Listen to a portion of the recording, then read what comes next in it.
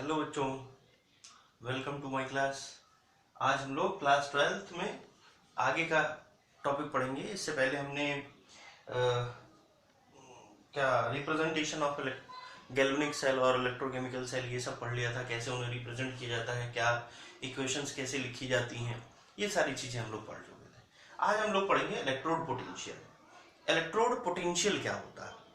Electrode potential है वो जिसकी वजह से, ठीक है, जिसकी वजह से किसी सेल के अंदर इलेक्ट्रोड पोटेंशियल जनरेट होने की ही वजह से करंट यानी कि इलेक्ट्रिसिटी एक जगह से, एक सेल से दूसरे सेल तक पहुंच पाती है। कुछ कुछ यही बात है। अब हम लोग सबसे पहले इलेक्ट्रोड पोटेंशियल जानेंगे, तो एक इलेक्ट्रोकेमिकल सेल में क्या होता है वो सारी चीजें हम लोग यहाँ पर अभी डिस्कस करते हैं। तो सबसे पहले मैं एक इमेज बनाता हूं, फिर उसके बाद आप उसे देखिए, समझिए।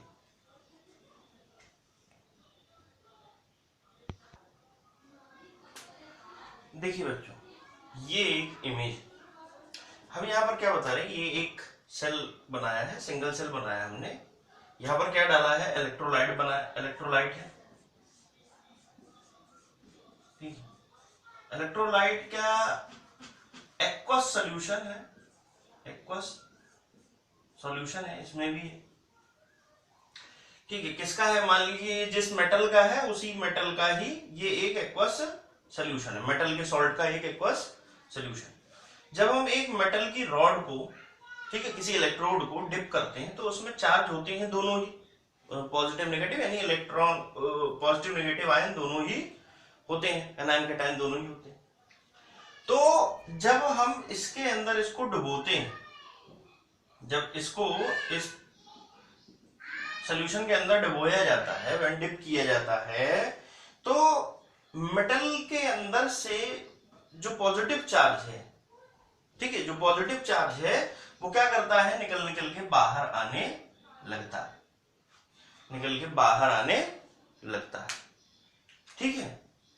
तो क्योंकि आप लोग जानते हैं क्यों होता है, क्योंकि वहां से इलेक्ट्रॉन खींचे जा रहे हैं, डिमांड है, तो इलेक्ट्रॉन इसमें बचेगा जो कि बाहर निकलने के लिए कोशिश करेगा। तो इसीलिए इधर हम देखते हैं कि इलेक्ट्रॉन इस मेटल की स्ट्रिप में बचता है, और जो पॉजिटिव चार्ज है, जो पॉजिटिव चार्ज है इस सॉल्यूशन को बैलेंस करने के लिए सॉल्यूशन के अंदर क्या करता है, गिरने लगता है पॉजिटिव चार्ज।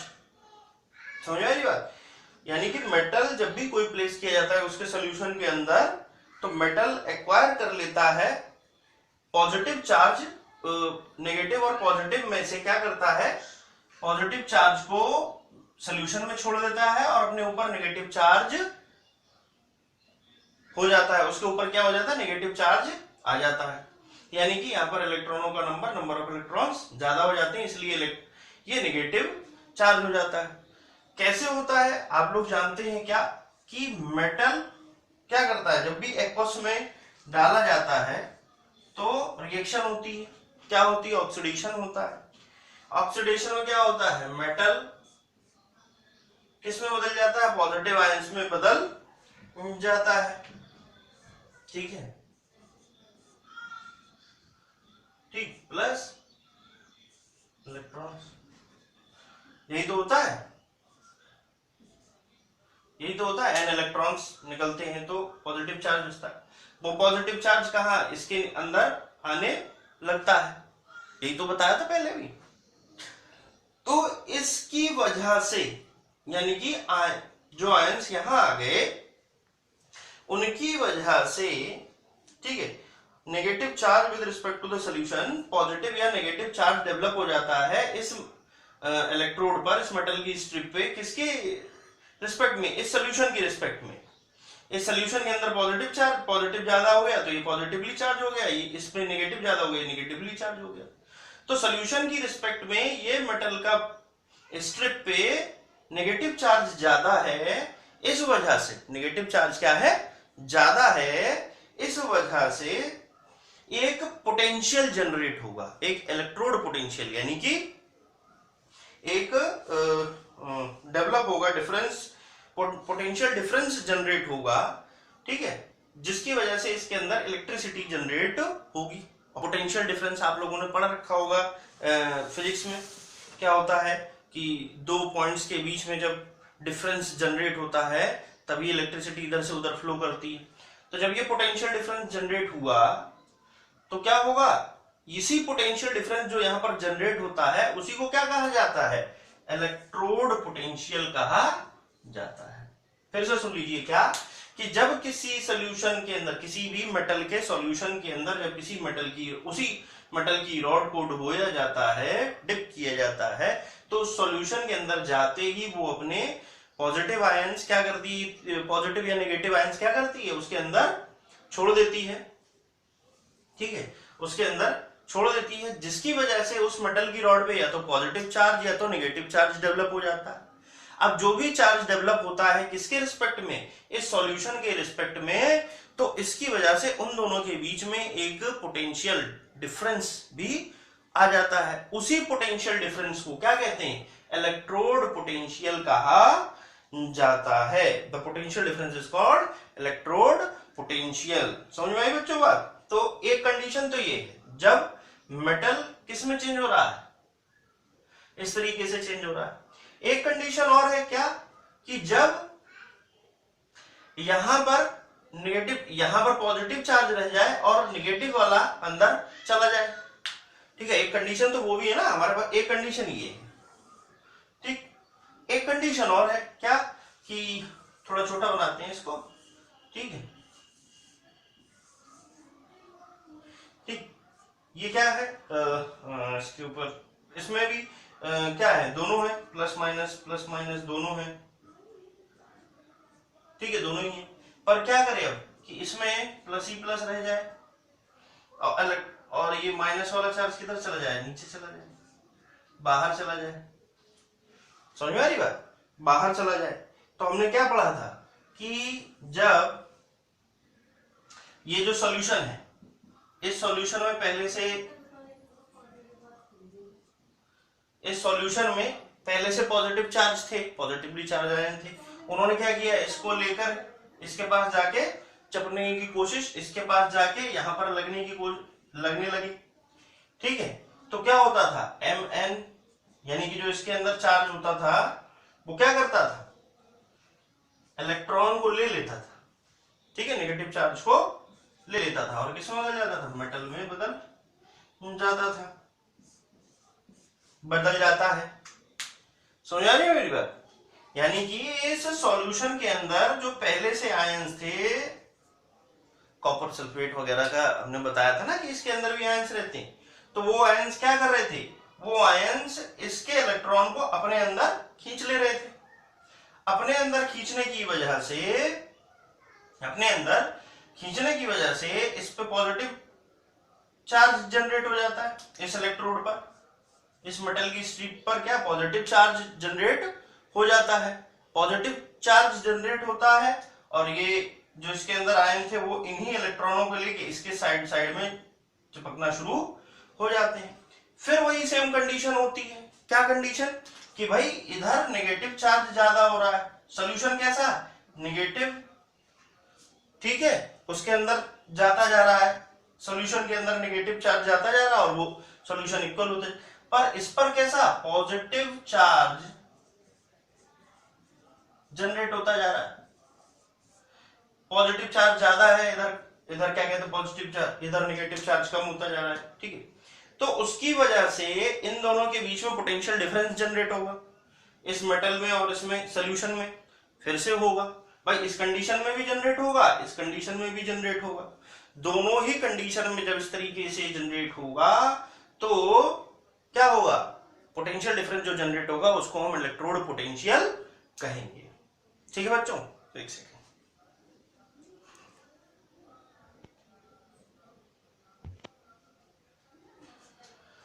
ठीक है बच्चों, समझ में आई बात, क्या कि ये इसकी टेंडेंसी है, ये इसकी टेंडेंसी होती है। किसी भी मेटल को आप क्या कहते हैं, इसमें डिप कर, मेटल की रॉड को जब डिप करेंगे इसी के आयनिक सॉल्यूशन में, तो क्या करेगा, ये अपना चार्ज लूज करेगा, चाहे पॉजिटिव चार्ज लूज करे चाहे नेगेटिव चार्ज लूज करे।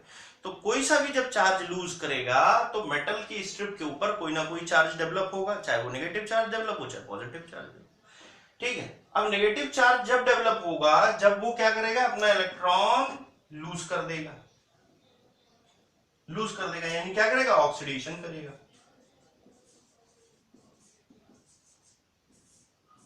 ठीक है, ऑक्सीडेशन करेगा। क्या करेगा, ऑक्सीडेशन। जब मेटल आयन पास हो जाएंगे, pass from electrode to solution, metal ions pass from electrode into solution leaving, ठीक है, इसके अंदर जब चले जाएंगे, ठीक है, तो एक्सेस इलेक्ट्रॉन कहां बचेगा, एक्सेस इलेक्ट्रॉन किस पे बच रहे हैं, मेटल की स्ट्रिप पे बच रहे हैं, ज्यादा इलेक्ट्रॉन यहां बच रहे हैं।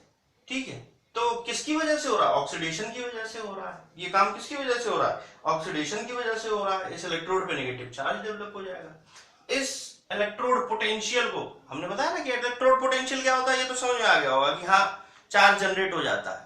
ठीक है, सॉल्यूशन के रिस्पेक्ट में मेटल की इलेक्ट्रोड पर चार्ज डेवलप हो जाता है।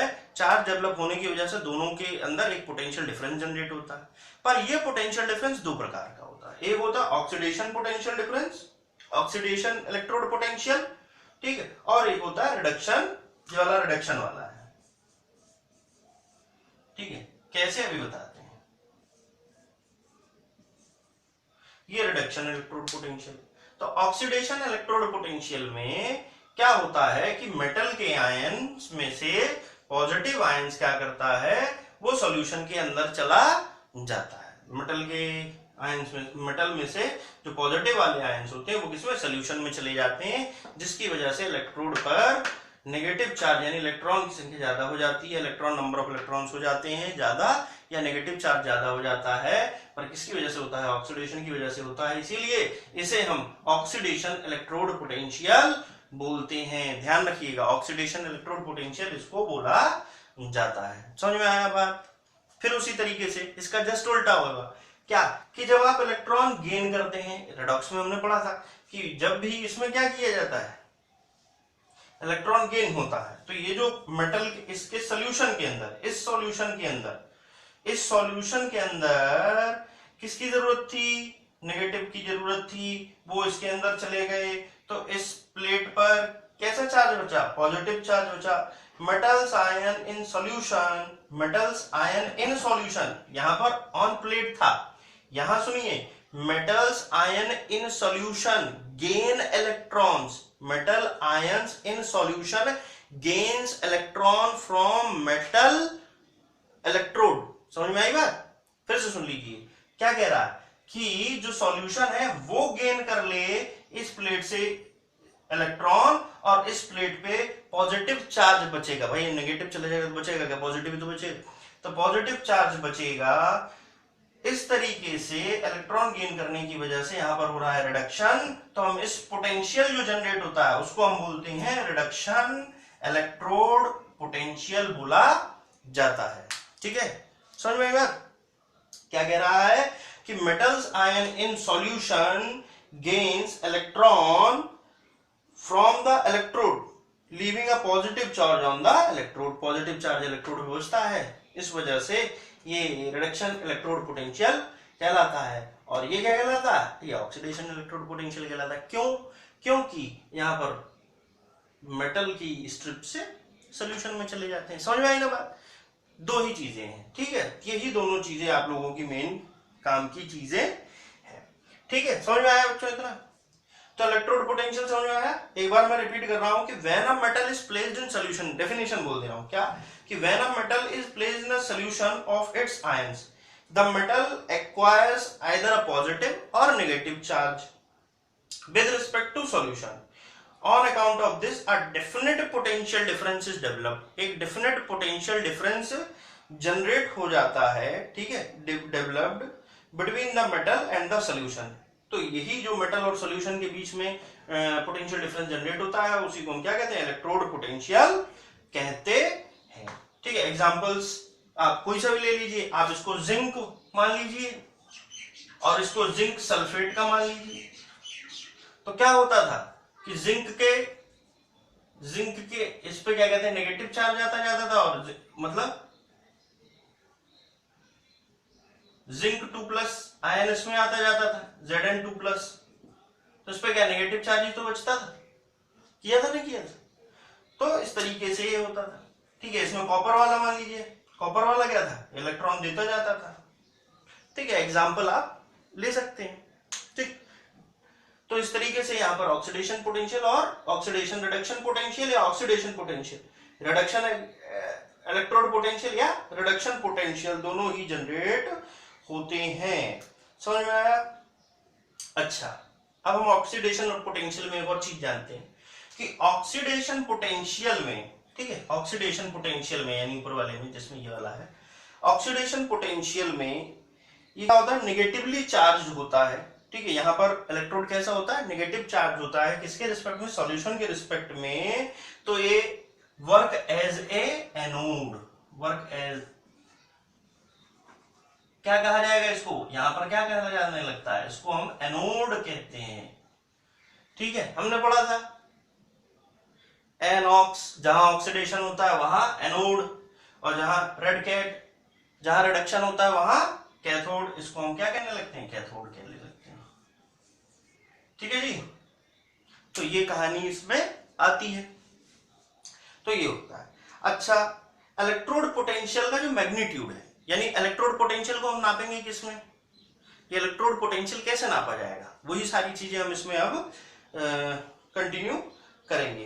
तो ये क्या होती है, जो मैग्नीट्यूड होता है इसका, ये एक रिलेटिव टेंडेंसी होती है। टेंडेंसी है कि क्या, कि मेटल के आयन उसके सॉल्यूशन में चले जाएंगे, ठीक है, या सॉल्यूशन क्या करेगा, इसके मेटल आयन को गेन कर लेगा या ये इसको लूज कर देगा।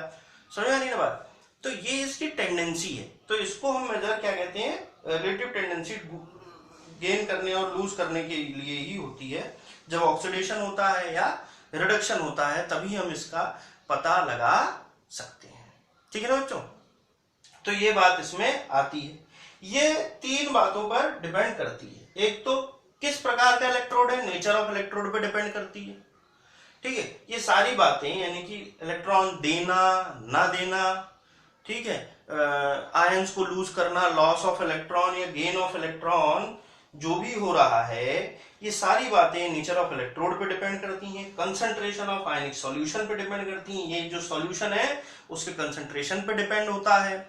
और लास्ट टेम्परेचर पे डिपेंड होता है, टेम्परेचर तो ज्यादा नहीं हो रहा, कम तो नहीं हो रहा, ये सारी बातें इस पे डिपेंड करती है। तो मैं जहां तक समझता हूं आप लोगों को ऑक्सीडेशन पोटेंशियल और रिडक्शन पोटेंशियल अच्छे से समझ में आ गया होगा। हम इसके आगे के वीडियो में क्या पढ़ेंगे, हम इसके आगे के वीडियो में पढ़ेंगे कैसे इसको शो किया जाता है और क्या होता है डिटेल में, और उसको ढंग से पढ़ेंगे। अच्छा ठीक है ना, समझ में आया कि क्या है कि ऑक्सीडेशन रिडक्शन पोटेंशियल हो रहा है। ठीक है, कब तक होता रहेगा, जब तक दोनों के बीच में इक्विलिब्रियम सेटअप नहीं हो जाएगा कि हाँ दोनों ओर बराबर इलेक्ट्रोड पोटेंशियल हो जाएगा, तब खत्म हो जाएगा सेट। ठीक है, तो दोनों जब तक इक्विलिब्रियम नहीं आ जाता है तब तक अंडर इक्विलिब्रियम कंडीशन ये चलता ही रहता है। समझ में आई बात? आज के लिए बच्चों इतना ही। आप लोग इसको पूरा डिटेल में पढ़िए, समझिए, बुक में दिया हुआ है। बाकी हम इसको फिर कल यानी अगले वीडियो में और अच्छे से डिस्कस, मतलब ये तो इलेक्ट्रोड पोटेंशियल हो गया, अब इसका कैसे आगे काम आएगा, क्योंकि इसके बाद इसी इलेक्ट्रोड पोटेंशियल की वजह से आएगा ईएमएफ, इलेक्ट्रोमोटिव फोर्स। जब पोटेंशियल डिफरेंस होगा, समझ रहे हैं ना, कि जब पोटेंशियल डिफरेंस होगा तभी तो एक जगह से दूसरी जगह इलेक्ट्रॉन जा पाएंगे। जब इलेक्ट्रॉन एक जगह से दूसरी जगह जाएगा, एक जगह से दूसरी जगह इलेक्ट्रॉन जाएगा तो करंट फ्लो होगा। जिस डायरेक्शन में इलेक्ट्रॉन जाएगा उसके विपरीत यानी उसकी अपोजिट डायरेक्शन में करंट फ्लो होगा। होता ना होता? तो यही सारी चीजें हम इसको आगे पढ़ेंगे कि कैसे ईएमएफ जनरेट होता है।